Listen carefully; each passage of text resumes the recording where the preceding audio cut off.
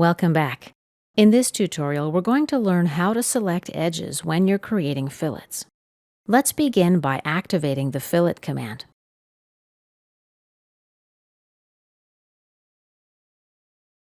Now let's go to the Fillet Expert tab. Press Tab on the keyboard to register.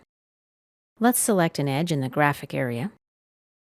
Something called the Fillet Edge Selection toolbar appears, and when I mouse over each of these icons, I see pop-up tooltips that let me know which edges I'm selecting and the number of edges.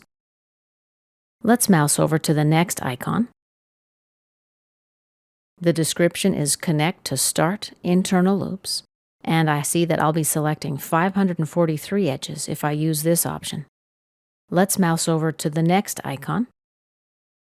Connected to Start Face, 547 edges, and so on. The last option on the right lets us select all concave edges. There's 1,087 of them. I want to use this option, but let's do it from the Manual tab. Remember, we're on the Fillet Expert tab right now, so let's click on the Manual tab.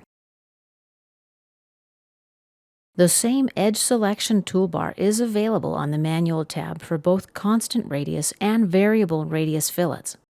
Let's select my first edge.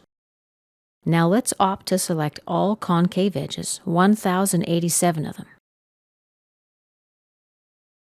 There's so many edges, this is going to take SOLIDWORKS a little while to process. When you are selecting multiple edges, you may want to use the No Preview option, and that'll help your computer work a little bit faster.